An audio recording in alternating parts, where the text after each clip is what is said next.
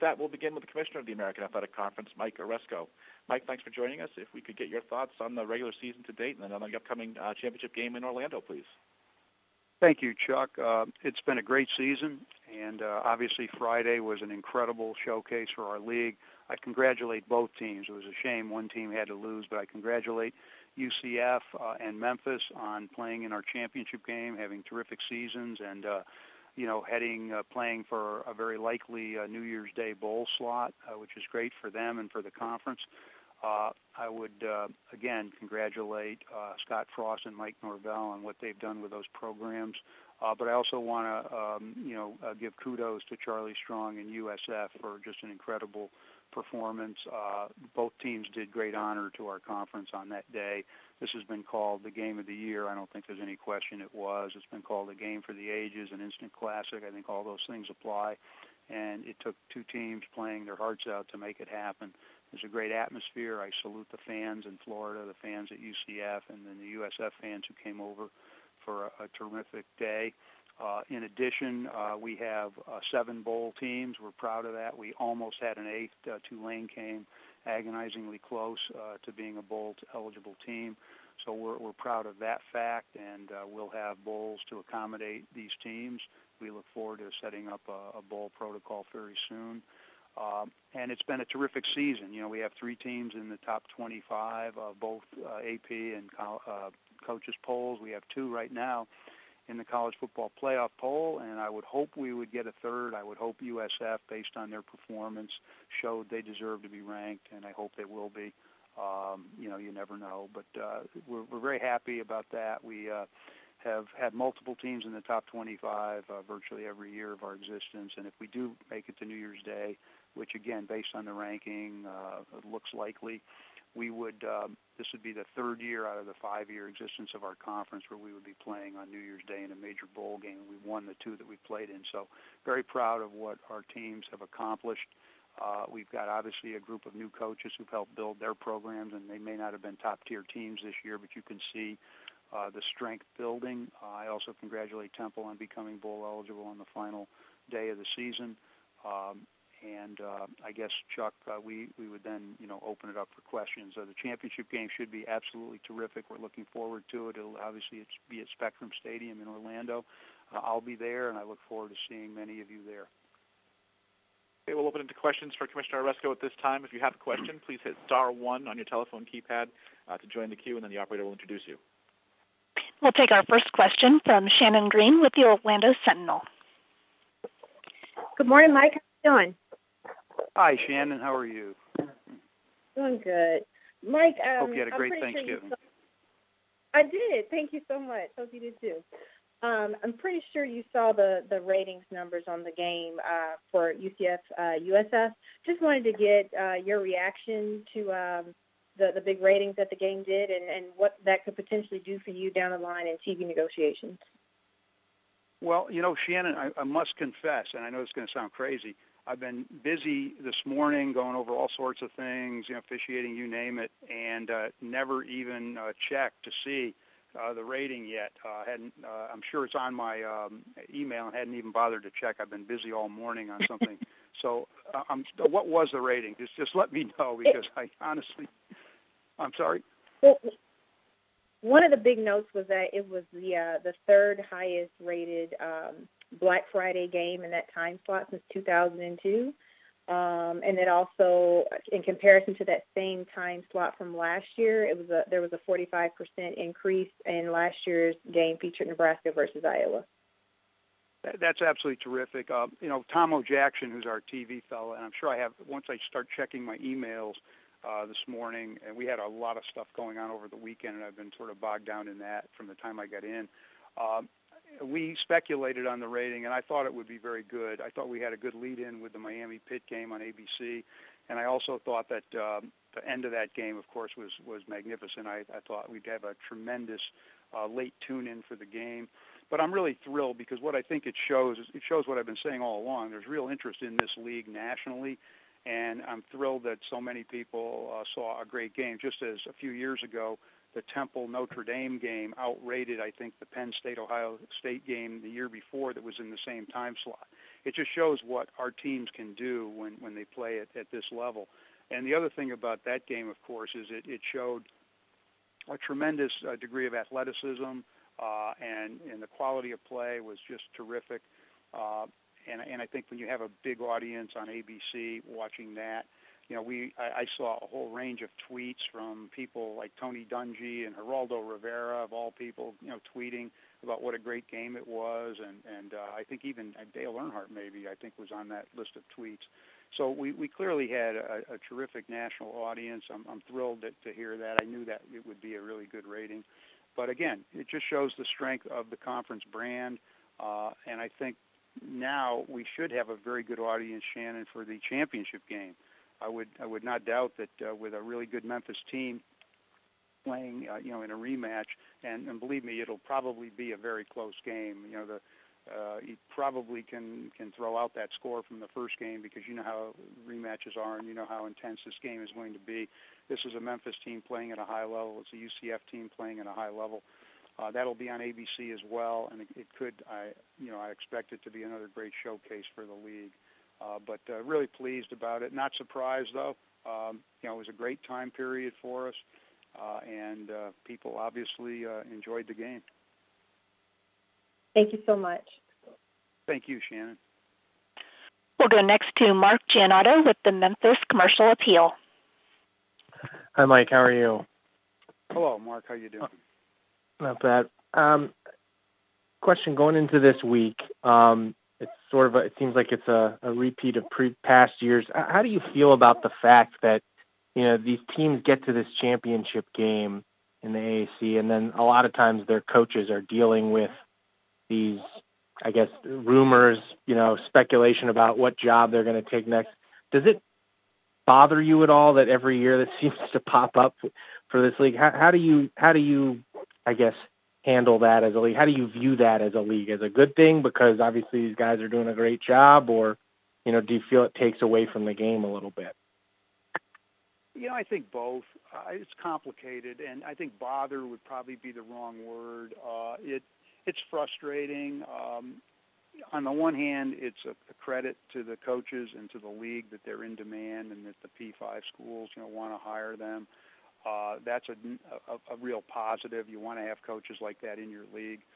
The downside of that, of course, is it does take away somewhat from the game and from what our tremendous players, our student athletes are doing on the field, all that speculation.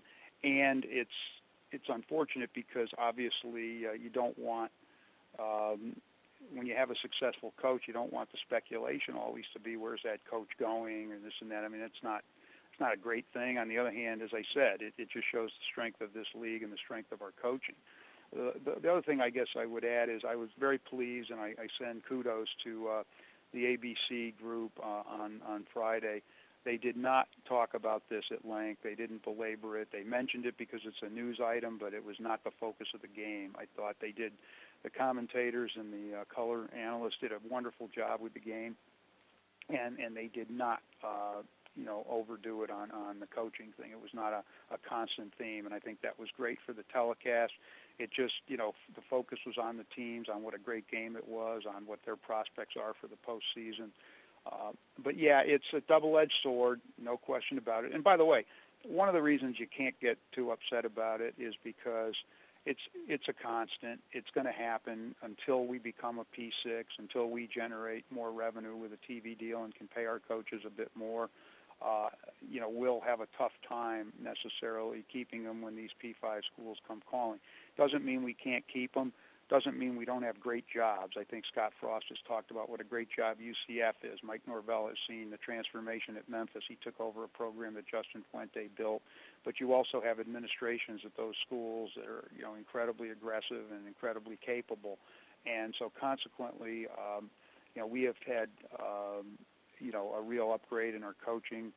but we also know that our coaches are going to be in demand. And by the way, with all these openings all over the place, a lot of coaches in the so-called P5, and I should say the other P6. I'm not sticking to my talking points, but point is they're being talked about for various P5 jobs. So there's a lot of volatility even among the so-called P5 in terms of coaching. So it's not. A lot of bowl games are going to be the focus of which coach is going where this year. We're seeing more and more upheaval in coaching. Coaches don't get as long a tenure as they once did in terms of being able to prove themselves. It's just the world we live in right now. But yeah, it's something we just have to deal with, and we will. And I hope it doesn't dominate the championship game on Saturday, because it should be a great game, and I want the focus to be on the teams. And then just a follow-up, not to that question, but a second question. I think you went on the radio last week, maybe in Connecticut, and was talking about how disappointed you were about where UCF was ranked in the playoff ranking. Do you feel if they finish undefeated, like they should be playing for a spot in the playoff this week because they have an undefeated record? Oh, sure, I do, and I know that it's probably unlikely in view of the ranking, in view of how many spots they'd have to jump. But and what I did is basically express my concern that the strength of our league I don't think is being accounted for. There were a lot of sensational headlines that came out of this that were a lot of nonsense. There was no attack on the committee. It was simply, I think that I'm disappointed that they're not higher because I believe they should be higher. And, I think that our league's strength is sometimes overlooked, and that's been a concern for the last several years. I thought Houston a few years ago should have been ranked higher. They proved out by ending up in the top 10 and beating a really good ninth-ranked Florida State team pretty decisively. Everybody saw what UCF did to Baylor back in 2014 in the Fiesta Bowl. I think that stuff and what Houston did to Oklahoma last year and Louisville, that should count for something. And when you go to Navy and win, Navy had won 17 straight games at home, that'd be a tough game for anybody in the P5, period. Navy almost beat Notre Dame up at their place, and they played them tougher than almost any team that went up to South Bend this year. Easily could have won the game, beat Notre Dame last year. When you look at what our schools have done, and you look at SMU and how good they are, and UCF had to play them on the road. UCF beat a really good Memphis team decisively, and now there'll be a rematch. They had to beat an absolutely terrific USF team that wasn't getting the credit because its schedule may not have been as challenging as some other schools. Houston is a really good team. I said to someone that, the only loss USF had, and I felt they should have been ranked also by the committee. That was my feeling, it's my opinion. USF's only loss was to a really good Houston team that lost a few tough games or could easily have been vying for our championship as well. And they lost in heartbreaking fashion at the end of a really good game. My point was that Houston team beat Arizona on the road. But if you, based on how I look at this, if USF had lost to Arizona at home in a close game, they might have gotten more credit for it because that's a P5. And I think that's wrong because Houston beat Arizona on the road, and Houston's a really good team. And so they shouldn't have been, in my view, penalized for a really, really tough loss like that when, teams that were ranked ahead of them were giving up 50 points and were losing, games at home by 30 or 40 points, that kind of thing. So I just think, I don't know what the rankings will be this week. UCF may move up. I hope USF gets ranked only because you saw what they did on Friday, and there should be a tremendous amount of credit due them for what they did. And I think it reflects how good a team they've been and what a great player Quentin Flowers is as well. So anyway, we'll see what happens. I have tremendous respect for that committee. They have a hard job. It's not easy. But I do think we're drawing attention to the strength of this league, and I think Friday was probably the greatest showcase we've ever had. We've had a few, Ole Miss, losing to Memphis a few years ago, Memphis beating UCLA, all the great Houston wins, 7 straight over the P5. It's not as though we haven't, East Carolina 5 straight over the ACC. It's not like we haven't had showcase games, but Friday was something totally unique, and I would expect the conference would benefit to some extent from it. Thanks, Mike. Thank you. We'll take one final question for Commissioner Aresco, please. And that will come from Andrea Adelson with ESPN.com. Hey, Mike, quick follow-up to that.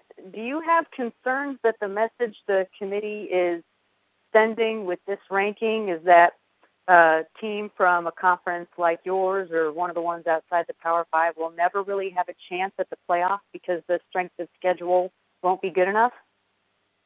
No, I don't believe that. And I think, as I said in one of the articles, it probably got overlooked, Andrea. Last year, Houston would have been the ideal test case, without question, because they beat two teams that were ranked number 3 at the time, and they beat them decisively. And so they beat the Big 12 champion decisively. They beat, Louisville, which was 3rd at the time, and gave Clemson all it wanted at Clemson. And if they had taken care of business in our conference last year, which had some top 25 teams, and gone undefeated, I think there would have been a real case to be made for them in the playoff, and I suspect the committee would have had them ranked pretty highly. So it's not impossible. It's hard. I think I use the term minor miracle because, in fact, our strength of schedule in our conference does seem to be held against us. I mean, the chair did talk about that. I think we're the only conference that's been talked about in terms of, strength of schedule. And I think our teams are better than I think sometimes they're given credit for. I think it's not easy to get through our conference, and so consequently, I think it's going to be hard. It seems pretty evident that if you're not undefeated from our conference, you probably won't have a realistic chance of being in the top 4. And I understand that. College football has been dominated by blue blood programs, programs that play in leagues that obviously are P5 leagues that get a lot of exposure and have a lot of obviously very good teams, and that's always going to be a challenge for us. But my point has been that over the last 5 years, we have really proven that our best teams can play with anyone. With the UCF Baylor game and the Houston game against Florida State, and Houston Oklahoma, Houston Louisville beat them twice in a row. 7 straight against the P5. The games that East Carolina played against the ACC, the great games that Memphis has played, some of the other, the Temple Notre Dame game a few years ago, which was a classic, which Temple almost won. Notre Dame was ranked number 9. 24 P5 Notre Dame wins the last 2 years, or 23, I'm sorry, I think the last couple of years. Or actually it's over the last 3 years, I believe. I want to be accurate. This all, I think, speaks to a strength of conference that sometimes I think simply, gets overlooked because of who we are. Let's face it, Andrea, this G5, P5 divide is a big issue for us and all of us. I'll throw a bouquet to Boise. They beat Arizona in their bowl game several years ago when they made the New Year's 6, and Western Michigan played very creditably against a good Wisconsin team last year. So anytime, we've won our 2 big games, anytime these teams end up in the big games, they play really well. And I think, and every conference, incidentally, has a bottom. There are some teams with 0 and 1-loss teams in them, our conferences, and our conference has a few teams that are struggling, but, top to bottom, they're getting better. I think that we deserve a little more consideration in that regard. I do think, and it's just unfortunate the way things shake out. You only have a 4-team playoff. I realize how tough it is. It's frustrating for us to see 2 and sometimes 3-loss teams ahead of an undefeated team as good as UCF. And I think if UCF were in a playoff, I think if Houston had been in a playoff last year, I think they could play with anyone. And I think you saw on Friday a level of athleticism that could match anything I watched on the P5 over the weekend. You saw quarterback play that could match quarterback play anywhere around the country. You saw wide receivers making great plays, running backs. You saw defenses play really well. And anytime the offense plays that well nowadays, they have a little bit of an edge over a defense, so you're likely to get a high-scoring game. But that was just a real advertisement for the athleticism in this conference. Great plays the whole game, great coaching. I think our top teams have always acquitted themselves extremely well. I expect a really good championship game. So this did a lot for our conference. I hope, I've been frustrated over the last few years because, again, I don't know that some of the great things we've done have been fully appreciated. When you see what Houston did in the Oklahoma game to start last year, and I'll close with this. Baker Mayfield is a great player, and Lamar Jackson is a great player. no one in 2 years has really stopped those two except one team, and that team was from the American Athletic Conference, and it was Houston. And they stopped them both, and they beat them both. 10 sacks on Lamar Jackson. Baker Mayfield was stopped in a game that really could have been 40-17 if there hadn't been a bit of a flub on a handoff at the goal line at the end of the game. It was a decisive win by Houston, and I think that kind of thing I would like to be appreciated more, not only among the committee but the media. I think fans are beginning to appreciate it. I'm not a tweeter, but I do look at some of that stuff, and social media, our guys here in the conference do a great job keeping me updated on what's happening. And I think fans are really, giving us a real look and appreciating what we do as a conference. Anyway, and one last thing on NFL players. Our players are scattered all over the NFL. I think that speaks to the strength of our conference. I don't know how many players from that Temple team that almost beat Notre Dame are in the NFL now, but you look at Matt Ioannidis and Tyler Matakevich and Robbie Anderson and Hassan Reddick and just a whole bunch of players. In addition, we had 15 draft picks last year. The Big 12 had 14, and we've had first-round draft picks every year. Blake Bortles, third pick of the entire draft. We've got players all over the place that have been top picks. That, I think, speaks, too, to the quality of player we have in our conference. So, anyway, that's my pitch, and we'll see where it goes. Thank you, Andrea. Thanks, Mike. Mike, thanks so much for the time today. I know for those still in the queue, if anyone would like to speak to Mike one-on-one after the call, we'd be happy to set that up. Just feel free to reach out to myself or Bernie Caffarel in the office. Mike, thanks so much, and I look forward to seeing you in Orlando. Yeah, thank you, Chuck. And again, just want to congratulate Scott Frost and Mike Norvell and their teams on a great season, and we look forward to a terrific championship game in Orlando. Thanks, Chuck. Great. Thank you, Mike.